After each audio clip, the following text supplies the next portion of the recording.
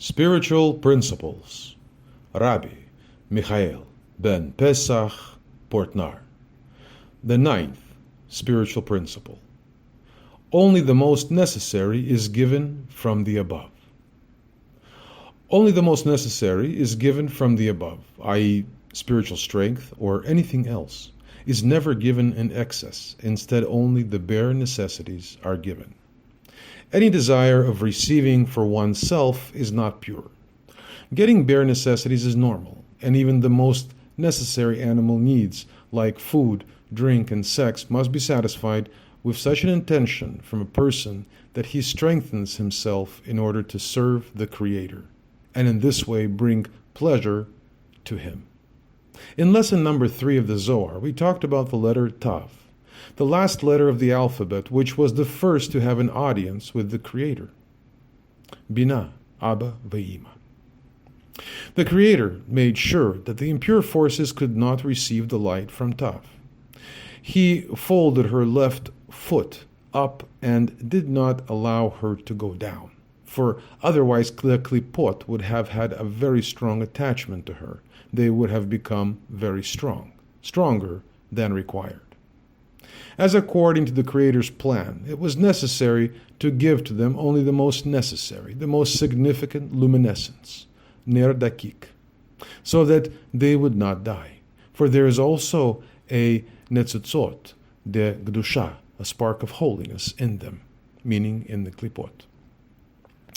All this happened because of the breaking of the worlds, and then because of the breaking of the soul of Adam and the subsequent sins of man.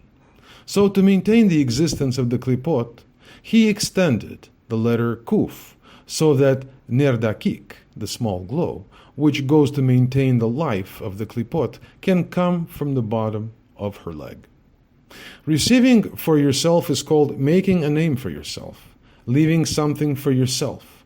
Certainly, almost necessary things a person must acquire in our world. For this, he is given such a tool as a brain, a pure earthly attribute, so that he can use it and ensure that he has all the necessary means of survival.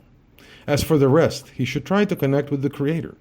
And this already refers not to the masses, but to a person. So the Creator only pays attention to them and looks at a group person as a part of nature. The group to the Creator is simply a mass, a part of nature, as everything that relates to an individual or an individually unexpressed masses, as a sort of a species. Do plant species have a face? No.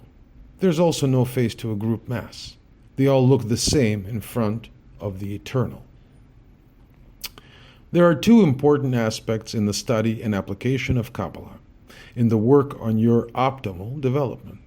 Learning means learning the inner, that is, your intentions. We distinguish between qualitative and quantitative aspects. How much time per day, per week, per month you study internally, and with what intensity.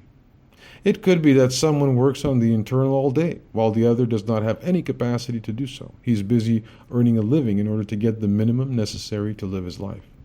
It is possible that in this life he is not very agile, not very clever and fast, not very capable of climbing the career ladder.